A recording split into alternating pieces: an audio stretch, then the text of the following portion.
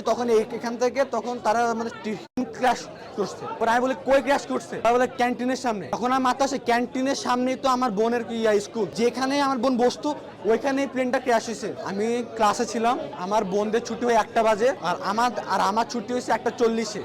তো আমি যখন ক্লাসে উপস্থিত ছিলাম তখন একটা আওয়াজ হয়েছে অনেক জোরে একটা আওয়াজ হয়েছে। পরে আমি আওয়াজ শুনেই আমি দৌড় দিয়েছি, দেখি প্রত্যেকটা ছেলে মেয়ে দৌড় দিতেছে। পরে আমি বলতেছি কেন দৌড় দিতেছে, বলে প্লেন ক্র্যাশ করছে। পরে আমি বলি কই ক্র্যাশ করছে, পরে বলে ক্যান্টিনের সামনে। এখন আমার মাথা আসে ক্যান্টিনের সামনেই তো আমার বোনের স্কুল, ওর কি হয়েছে।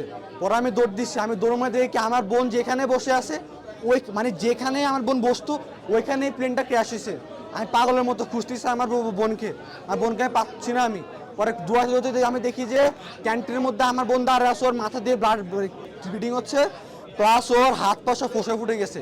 প্লাস আমি যখন যাই তখন দেখি যে অনেকগুলো বাচ্চা 2 ভাগ হয়ে আছে, অনেকগুলো বাচ্চা ছোট ছোট বাচ্চা 2 ভাগ হয়ে আছে, গেটের সামনে 2 ভাগ হয়ে পড়ে আছে। অনেক গার্জিয়ান 2 ভাগ হয়ে আছে, কেউ নর্মালি মারা যায় নাই, প্রত্যেকটা সিভিয়ার খুবই খারাপ অবস্থা হবে, প্রত্যেকটা বাচ্চা প্রত্যেকটা গার্ডিয়ান এভাবে মারা গেছে। তখন আমি আমার কি যে বোনকে নিয়ে আমি লুবানাতে যাই, তখন তারা স্যালাইন দেয়। তারপর স্যালাইন দেওয়ার পরে একটা নার্স একটা ডাক্তার নাম হচ্ছিল ফারজানা, উনি আমাকে 2000 টাকা দিছে।